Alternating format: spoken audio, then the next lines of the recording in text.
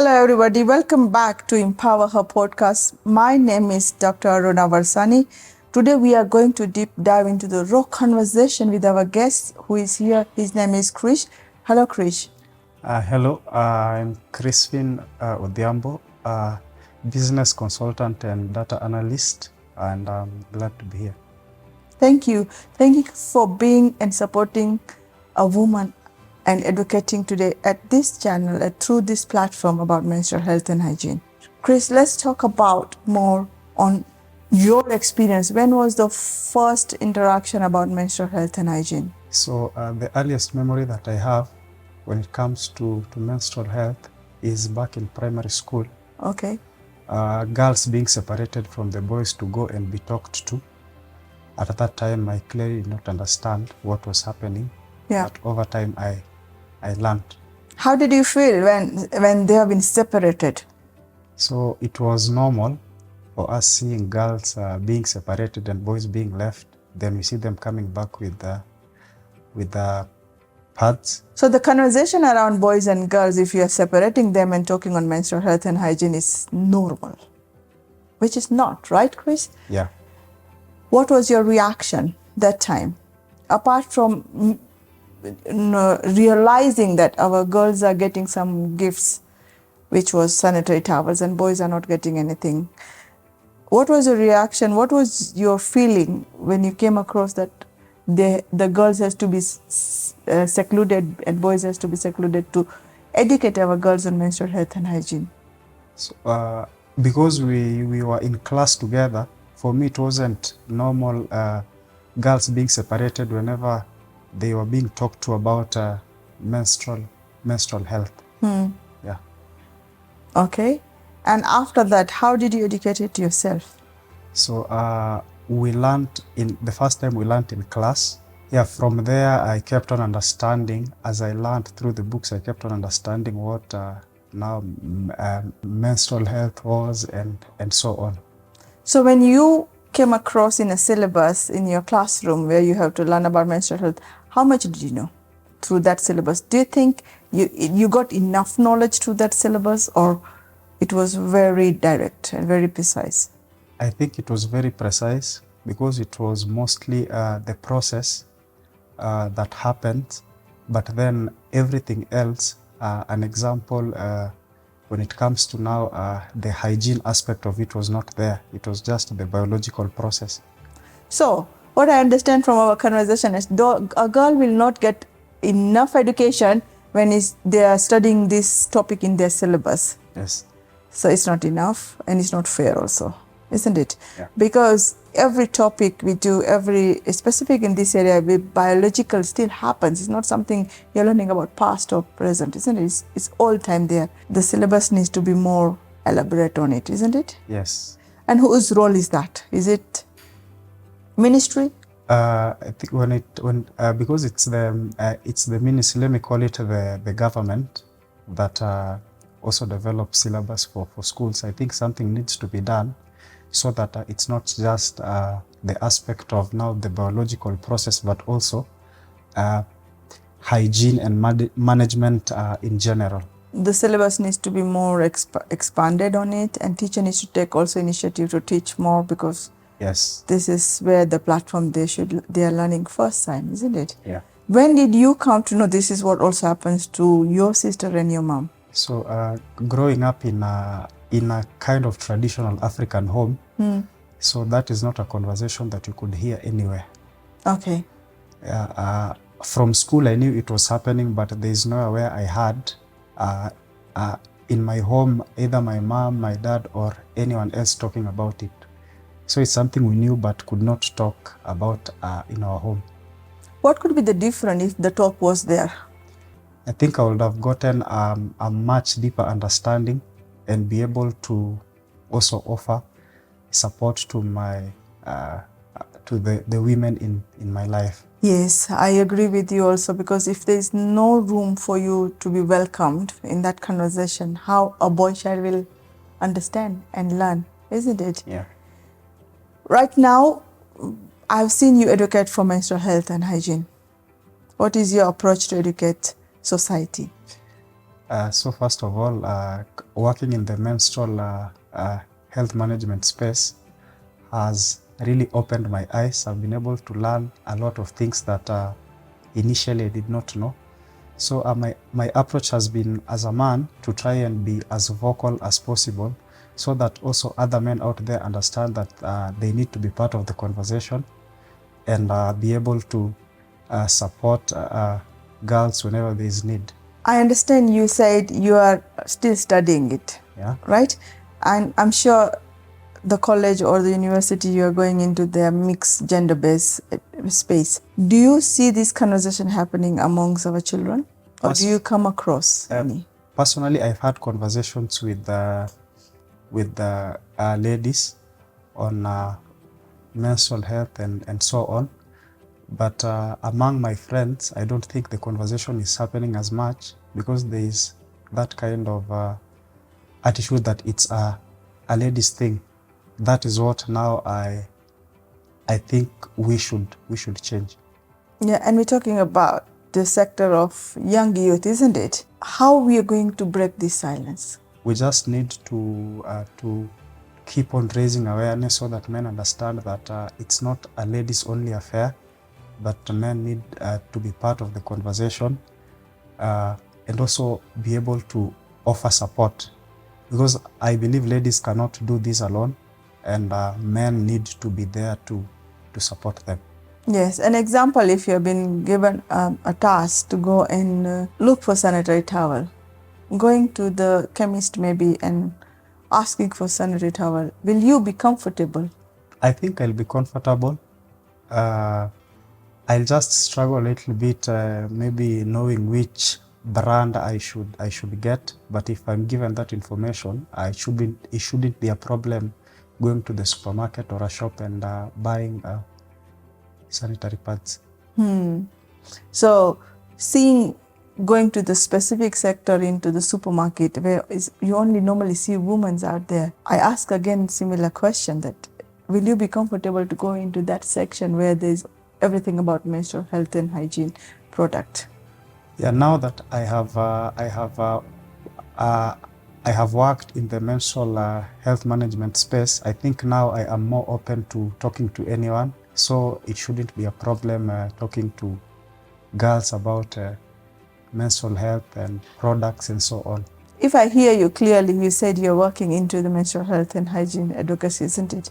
What type of product you have come across? So right now I have seen initially the products that I used to see in school were single-use pads, but now I have seen that there are reusable ones, which I seriously advocate for, because of the benefits that they have. Yes. Yeah. But you understand there are lots more product than just the sanitary towels. Yes. Are you aware of it? Which are the other options girls do have? Yeah, I'm aware that there are, other than the single-use pads, I understand that there are reusable pads. There is, I think, something called a menstrual cup. Yes. And tampons, if I'm not wrong. Yes. Yeah. But you came to know this by educating yourself. You didn't find it anywhere. So you had to put an effort to learn about this. Sure. Am I correct? Do you think there is enough public bathrooms for our girls across Kenya? If I give an example of the CBD, there's just maybe the ladies' restroom. Yeah. But now I don't believe there are enough, facilities that can accommodate ladies whenever they are going through periods.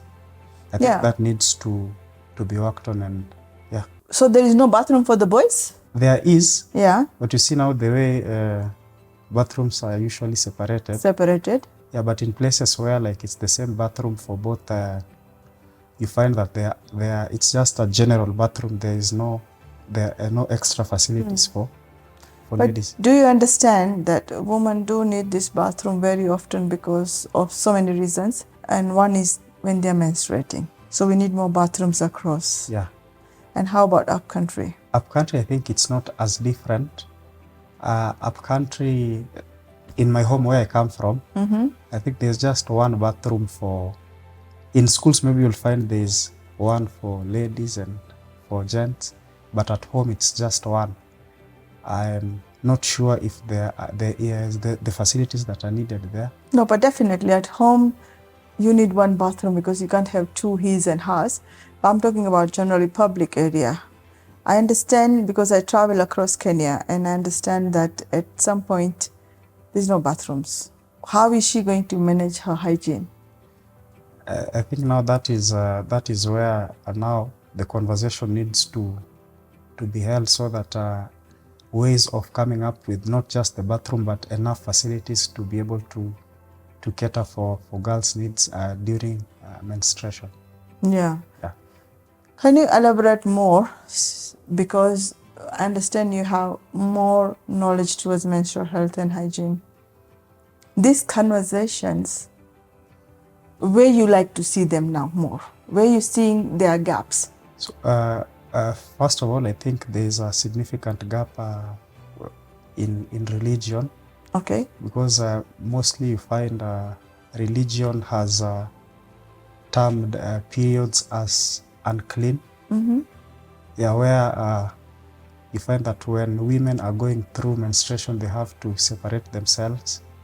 So I think that is an area that a conversation needs to be had so that there is change. Because I believe period is it's a normal biological process and should be treated as such.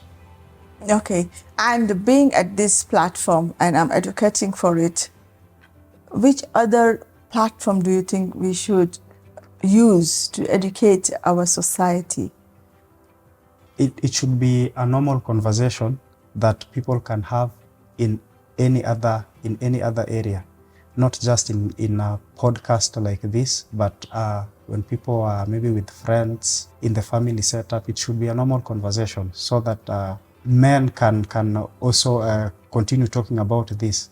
Right now, you have all the knowledge, and let's say you have a mom who knows you have this conversation. Has anything changed between your relationship with your mom? Yes. Now that I am more knowledgeable, I think I am able to support not just my mom, but ladies around me. I'm able to even sometimes offer some advice whenever they're experiencing something that they're not sure of. And I think that is good and should be the norm. And when it comes to the menstrual health and other health around women, do you know normally where does a woman needs to go, like which doctor they should, what is the title of that doctor they need to visit? I would say I don't know the name of the doctor. I know there's somewhere that they should go. Yes. But that is something also I need to learn. Because remember, a woman will not go to any other. Like when you have a problem in a tooth, you go to dentist. So when there's a problem with menstrual health or hygiene, which doctor?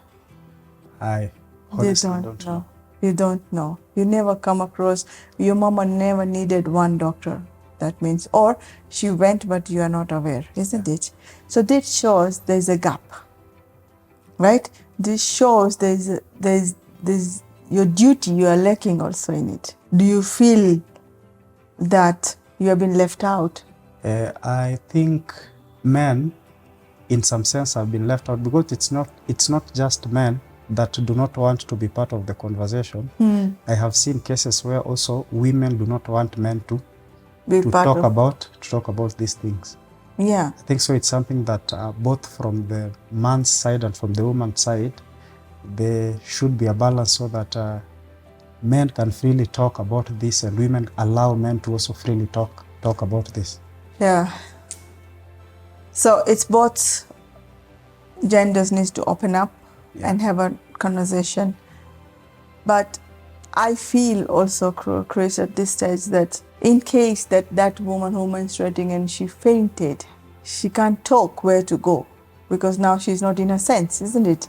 As a man, you're not able to help her because you don't know which doctor to take her to. And that doctor called gynecologist, who only deal with the woman's uterus area. Yeah. right? They're specific, they look into it and they understand. This shows we have to do a lot of work. We still have a long way to go and support our men and women. Are you fully also aware that men also go through change in hormonally every month? I don't know that men go through that kind of change. Yes. But I'm aware that women go through some hormonal change that affects maybe their moods, their energy, as well as how they are able to relate with other people. So men do go through also. Yeah. What they don't feel is a pain because they are not going to menstruate. There is a hormonal change, there is a mood swings, there is that tiredness of a boy child also go through every month. And this shows that if we don't have this open conversation, we will not be able to educate even a woman that boy child do need a support at some point. Yeah. Right? Because right now when I'm doing my projects across Kenya, and something I'm learning in the past 3 years, that suicide cases are growing into the boy child than a girl. I think that has to do with significant efforts have been put towards empowering girls. There's still gaps that need to be addressed, but significant efforts have been put towards that. Boys, on the other hand, have been kind of neglected, so that might be a reason that the suicide cases might be going up. Yeah, so we come back to your initial stage when you said when you are in a school, boys were secluded and girls were secluded. So boys felt left out, and boys do need the support as much as girls do need. Thank you for sharing your insight, but because it's a time to share our audience, what do you like to give the message to our audience? I can just share with men that menstruation is normal. There's nothing different about it, so we should be part of the conversation. Ensure that we learn as much as possible so that we can offer the needed support for our girls. Thank you so much, Chris, for being on our podcast and advocating for she for it or he for she. Thank you.